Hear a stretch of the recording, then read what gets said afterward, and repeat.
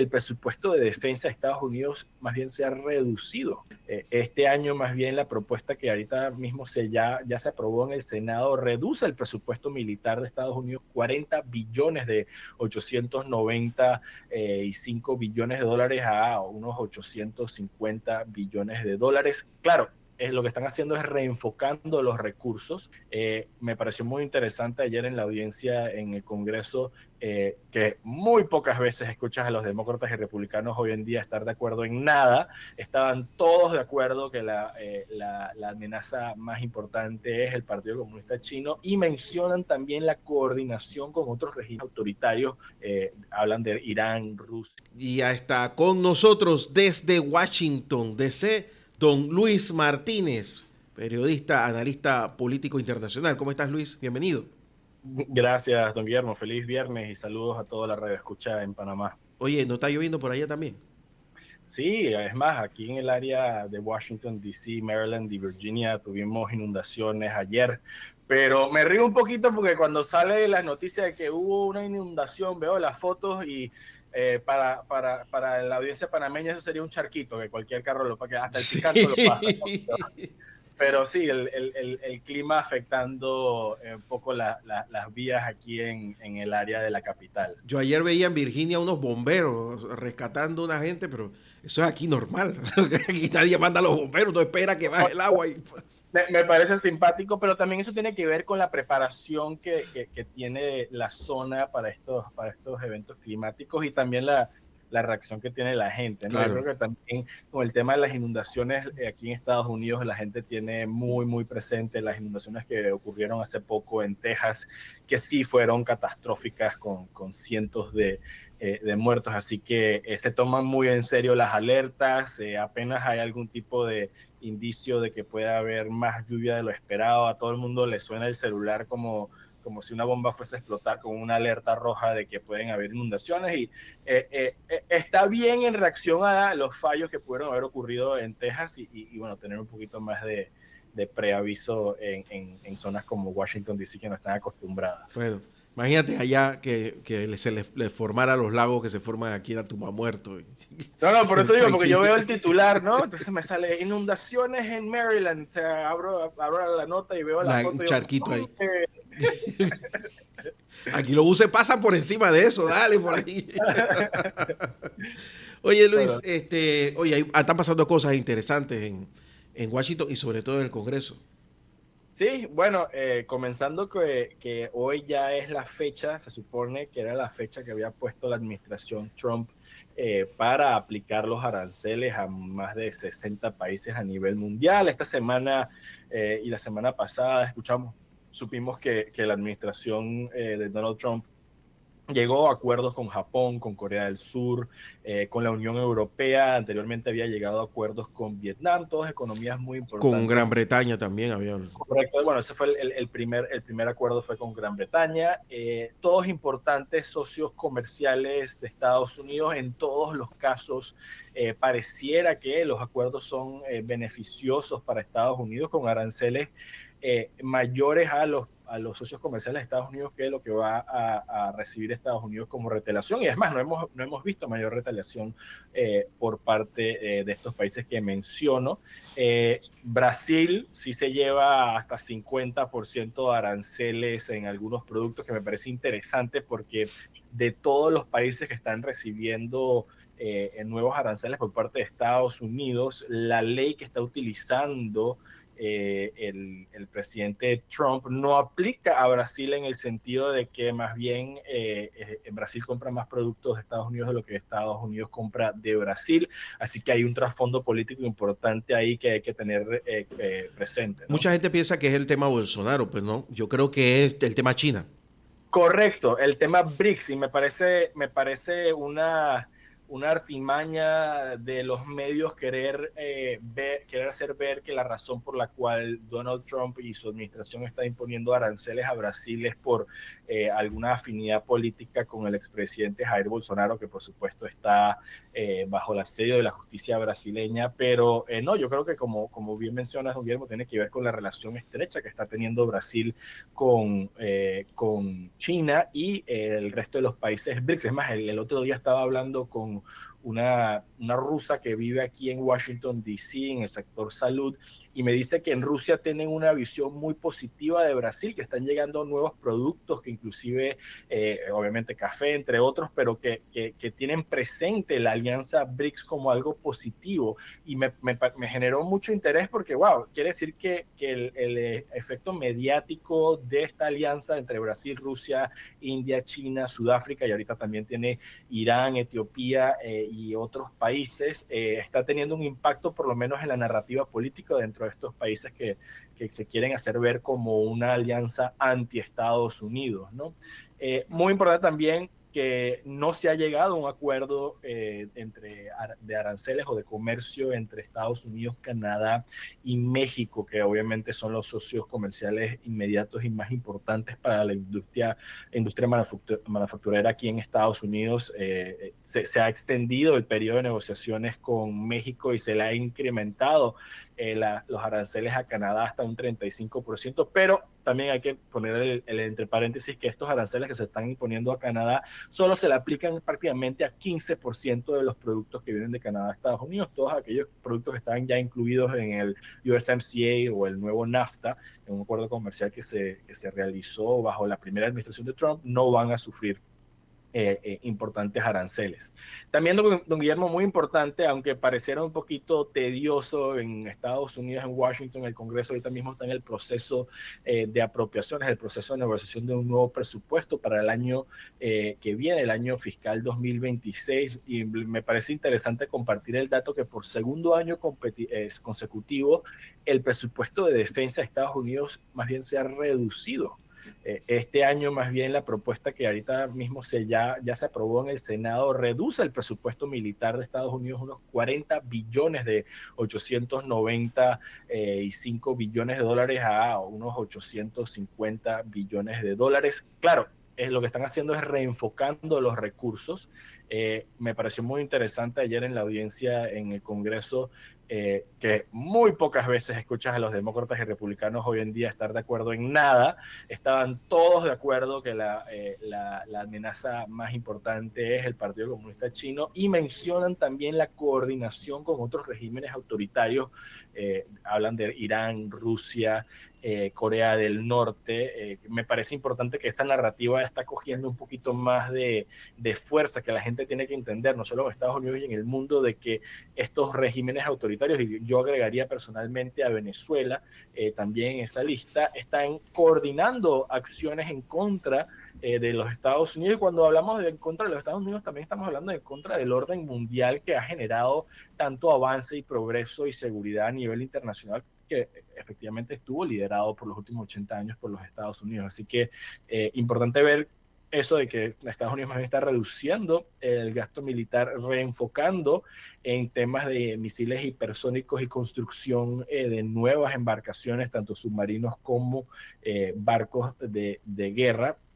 Y claro, tenemos que entender también, don Guillermo, que la naturaleza de la guerra del presente y del futuro cercano ya no requiere tanto de soldados, sino requiere de drones y requiere de capacidades técnicas para movilizar recursos tecnológicos nuevos. O sea, ya no necesitas al Navy SEAL recontraentrenado que te gastaste $500,000 entrenando. Ahorita lo que necesitas son construir más de 1 millón de drones anualmente de bajo costo que puedan ser utilizados en campos de batalla, ¿no? También me parece muy interesante, don Guillermo, no sé si en Panamá los titulares también se han visto acaparados como en Europa y en los Estados Unidos por Gaza. Eso es algo que me Por tiene supuesto.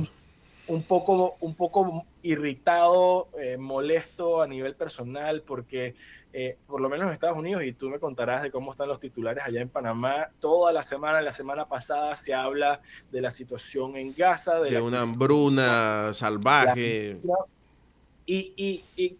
quería presentar unos datos, y no es para decir que no existe una crisis humanitaria en Gaza, y no es para decir que no hay víctimas inocentes en Gaza, pero estaba viendo las cifras del el Programa Mundial de Alimentos de la ONU, y habla de que en Gaza, prácticamente toda la población de Gaza, según la ONU, está bajo una gran catastrófica inseguridad alimenticia. Están hablando de 2.2 millones de personas. Algo, por supuesto, que es terrible, algo que debería de preocuparnos a todos cuando este tipo de situaciones ocurren en un mundo moderno, y sobre todo cuando puede ser, cuando es evitable, ¿no? Ahora, me puse a buscar otras cifras, porque eso, o sea, el enfoque desproporcional en Gaza y el conflicto entre Israel y Hamas en los medios de comunicación casi nunca es una casualidad, y siempre ocurre como si hubiese estado coordinado, que todos los medios se ponen de acuerdo y vamos a hablar de esto esta semana, ¿no?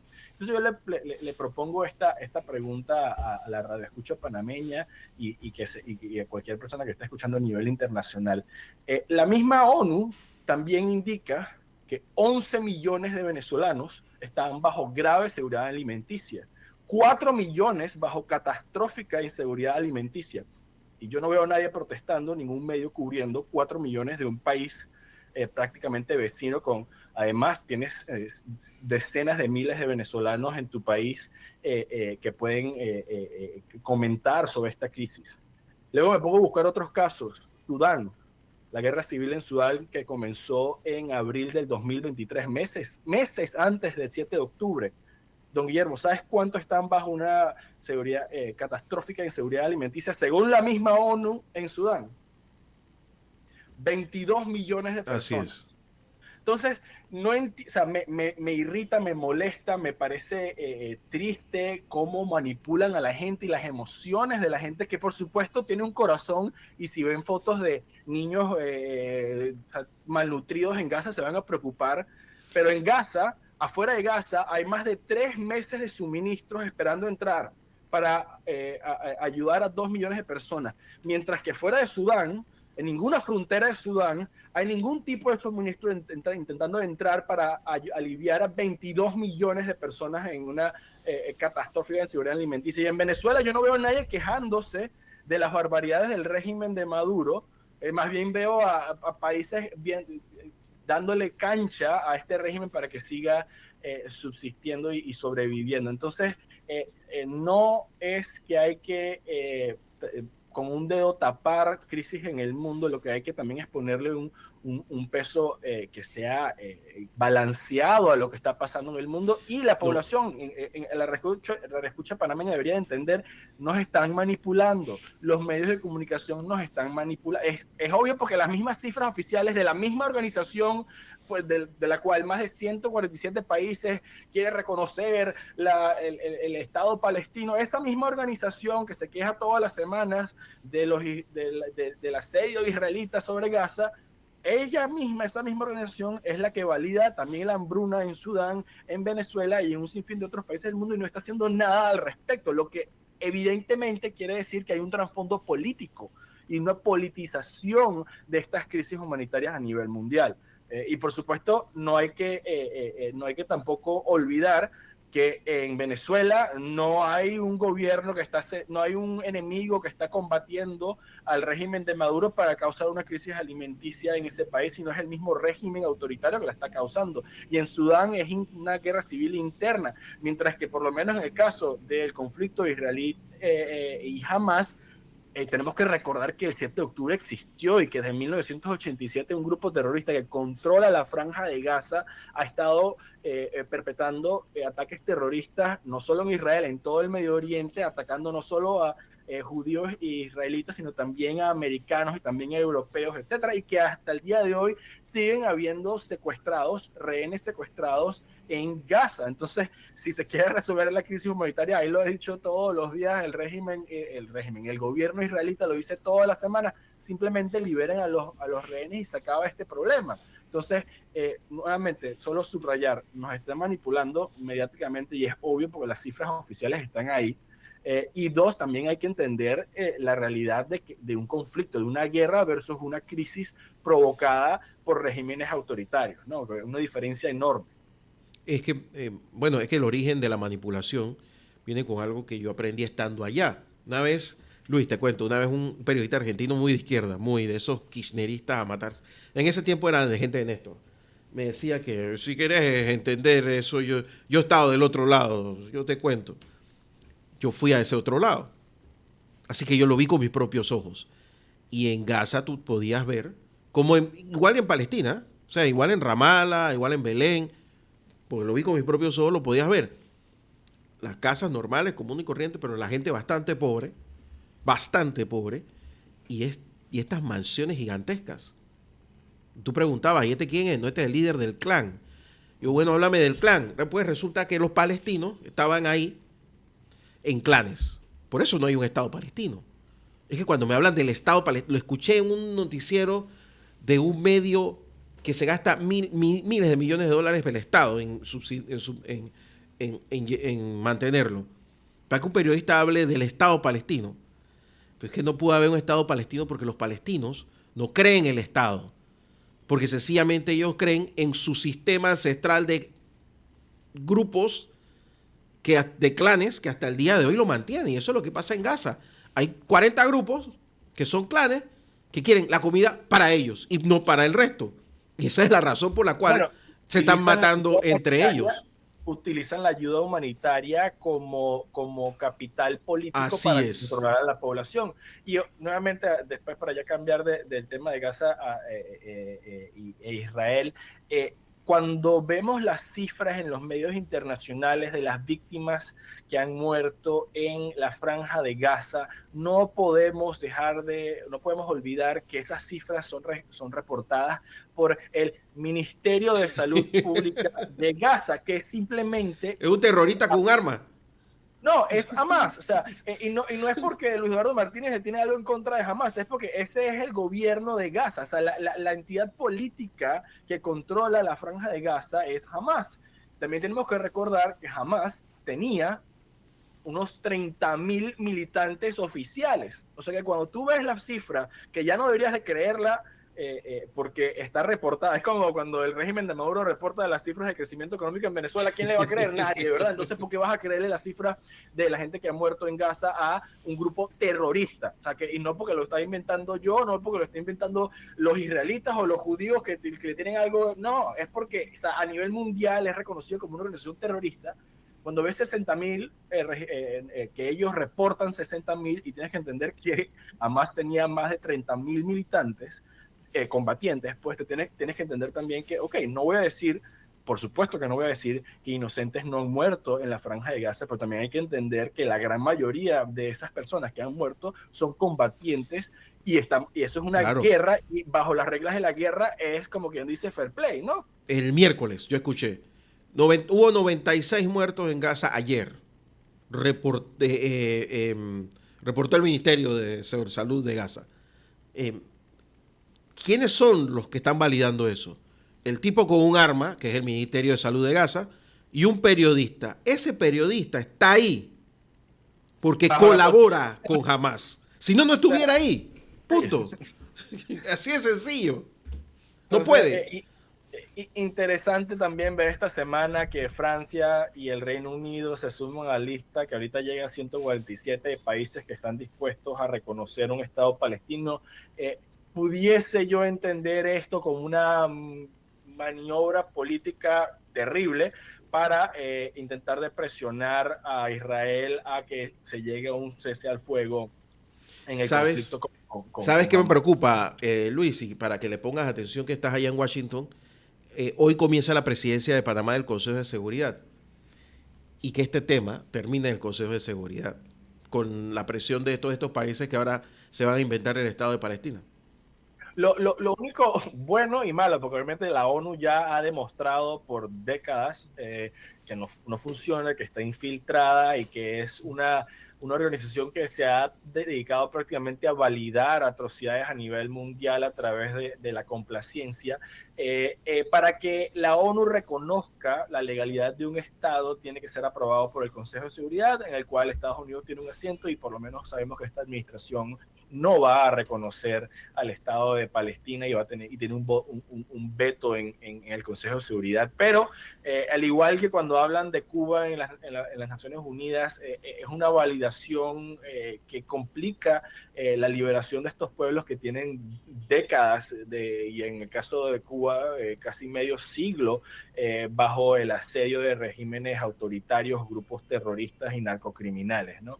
Así que, bueno, estamos viendo movimientos en el escenario internacional a ver si se llega a un acuerdo. Ahorita mismo, hoy está el emisario de Donald Trump, Witkoff, visitando Gaza, igual que el embajador americano ante Israel, Mike Huckabee. Van a visitar lo que es el Gaza Humanitarian Foundation, que es la organización que está distribuyendo ahorita mismo ayuda humanitaria en la franja de Gaza, que está siendo apoyada por los Estados Unidos e Israel. Y algo que no se menciona, se distribuyen una cosa así como más de 3 millones de raciones al día, pero eso, o sea, ellos son los malos aparentemente por querer defender los centros de distribución de alimentos.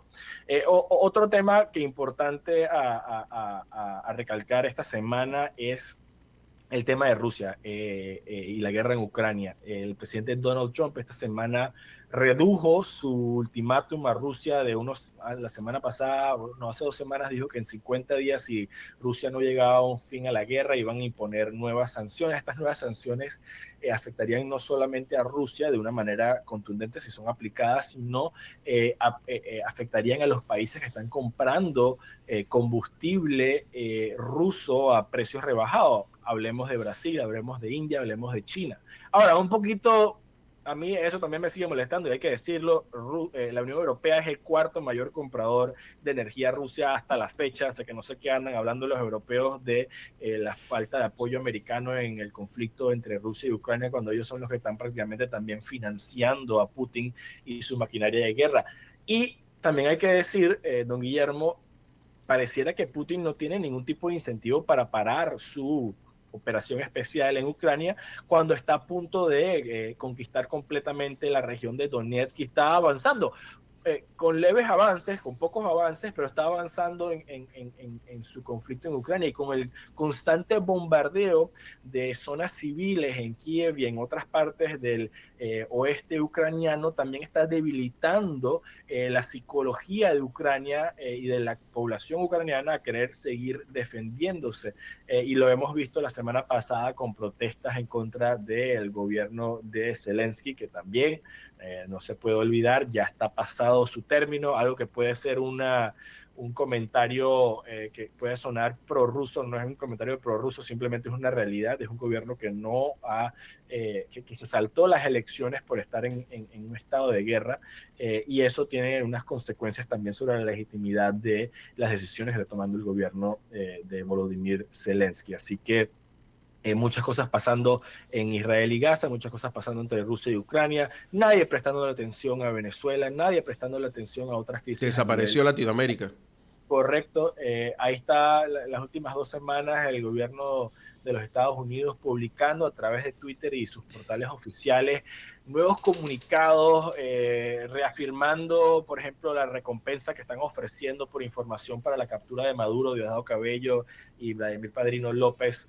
Algo importante que mi papá me acotó hace unos días, y es que la recompensa más alta que ha ofrecido los Estados Unidos por un criminal o un terrorista en la historia ha sido de $25 millones para la captura de Osama Bin Laden. Y ese es el mismo precio que se tiene ahorita para cualquier información para la captura de Nicolás Maduro. Así que veremos si la inflación desinfla esa cifra o se refiere a un nivel importante que le está dando Estados Unidos al fin del régimen de Maduro. Y luego, algo que también pudo haber pasado bajo el radar, porque por toda esta bulla que se está generando de manera adrede en los medios de comunicación, y es que el gobierno de Estados Unidos pospuso o no le permitió, como lo quieras ver, el tránsito del premier de Taiwán por los Estados Unidos. El presidente de Taiwán iba a pasar, iba a tener una parada técnica en Nueva York, y el gobierno de Estados Unidos no le permitió que esto ocurriese. La lectura puede ser que, como están en negociaciones intensas comerciales con China, no quieren darle ningún tipo de munición al Partido Comunista para ponerle freno. No sé si esa es la decisión correcta o no, porque no hay que ser rehenes de regímenes autoritarios, pero también hay que comentar, y a ver si Nehemías la semana que viene da algunos datos sobre el caso. La industria manufacturera en China ya está en contracción como resultado de esta guerra comercial entre Estados Unidos y China. Así que de alguna manera u otra, para todos los críticos de Donald Trump, que son muchos y por todo el mundo, las guerras comerciales le han funcionado. En todos estos países que ya hemos mencionado: Vietnam, Corea del Sur, Japón, el Bueno, Reino Unido, la Unión Europea. se hablaba de una recesión global. Correcto, la recesión no ocurrió, más bien el crecimiento de Estados Unidos, del PIB de Estados Unidos en este segundo semestre, superó las expectativas. Se esperaba que iba a crecer entre un 2.5 y 2.7 y creció un 3 puntos porcentuales. Está logrando acuerdos comerciales con importantes socios comerciales y también ha recaudado más de 150 billones de dólares en aranceles. Y esos aranceles no han resultado de momento en un crecimiento de los precios para el consumidor en los Estados Unidos. Así que las firmas de momento están absorbiendo ese sobrecosto arancelario para mantener su competitividad en el mercado americano. Es que también aquí en el pipeline se obvia los acuerdos que llegó Trump cuando viajó a Medio Oriente. O sea, la gente se le olvida que Casi todos estos acuerdos vienen Arabia, con inversiones multibillonarias en Estados Unidos. Y bueno, la idea original, según el presidente Donald Trump, de esta guerra comercial era para también fortalecer la industria en Estados Unidos, para que los productos empezasen a hacerse en Estados Unidos y por supuesto generar más empleos y productos made in America, lo que está sucediendo. Y es interesante ver, por ejemplo, cómo las firmas de carros importantes europeos, BMW, Porsche, Mercedes, en vez de pasarle el precio al consumidor en Estados Unidos, están diciendo, bueno, mejor yo reduzco las ganancias para mantenerme competitivo, porque bueno, entendemos que también hay una industria local de automóviles en los Estados Unidos. Así que creo yo que de momento está funcionando. Ya veremos si todo ese almacenamiento de productos que habían hecho las firmas dentro de los Estados Unidos, preveniendo los altos costos arancelarios del futuro, si cuando se le acaben los suministros en los almacenes van a pasarle los precios al pero es consumidor o no, que pero de momento está funcionando. tú que estás en Washington, tú sales y tú te vas a encontrar un carro Toyota, te vas a encontrar un BMW, te vas a encontrar un Mercedes-Benz y te vas a encontrar muchos. Cuando yo voy a Europa, me cuesta un mundo ver un carro americano. Entonces, pues, un Ford es una cosa extraordinaria. Entonces te das cuenta que sí hay un desbalance real. Sí, y eso no es porque no hay un apetito por el producto americano, sino es por aranceles que ya Europa le tenía a los carros americanos para entrar al mercado europeo. Así que el desbalance se está corrigiendo para el beneficio. O sea, para el beneficio de los americanos, capaz no es para el beneficio del comercio internacional o como lo quieras ver, pero bueno, el presidente Trump es el presidente de los americanos, no el presidente del mundo. Pero bueno, en los próximos días yo creo que hay que ponerle mucho ojo al tema de Rusia y Ucrania, porque si el presidente Trump cumple con su amenaza de 10 a 12 días, estamos hablando que para finales de la semana que viene o la segunda semana de agosto estaríamos viendo decisiones importantes en ese conflicto que bueno, comenzó ya hace 3 años, ya ha costado muchas vidas y muchos millones y billones de dólares a nivel mundial en disrupciones comerciales y nuevas realineaciones del poder a nivel internacional, ¿no? Oye, Luis, rapidito, un minuto que ya nos vamos. Los periodistas pusieron el grito en el cielo porque eh, Donald Trump va a rehacer el área este de la Casa Blanca. Ahora, Es una ridiculez, sobre todo ver a los políticos demócratas, porque ay, ¿cómo así que redujeron los beneficios de salud del pueblo americano, pero se van a gastar 200 millones en construir un salón de fiesta en la Casa Blanca? Oye, lean la noticia, el salón de fiesta lo va a pagar Donald Trump personalmente y donaciones privadas, bueno, amiguitos de Donald Trump, me imagino que es una manera también para Donald Trump dejar su legado Delegado, físico. claro, claro. Esto Legado lo hizo Donald físico. Trump y dentro de 100 años se acordarán de que hubo un presidente Donald Trump que hizo esto. Y además, cualquiera que ha visitado Washington, ya ha visto la Casa Blanca, me pasó a mí la primera vez que la vi, uno se queda como que, oye, Esta es la Casa Blanca. esta es como que más grandecita, ¿no? Está como que chiquita para ser la casa presidencial del país más Me poderoso pasó del mundo. Así que igualito. Yo cuando estaba, porque una cosa es verla de lejos y otra cosa es estar cerca. en las películas se ve así y cuando la ves en persona, esa es una casita, ¿no?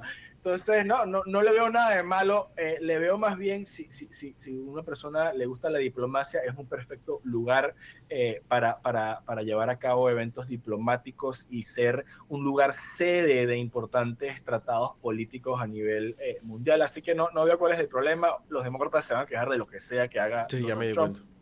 Y hay que recordar que eso no va a ser pagado con dinero público, sino con donaciones privadas. Luis Martínez, muchísimas gracias. Nos vemos la próxima semana, ¿te parece?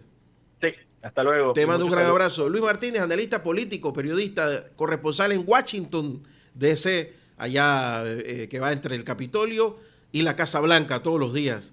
Te mando un gran abrazo, Luis. Nos vemos la otra semana. Vamos a vamos a los deportes aquí en Radio Ancon.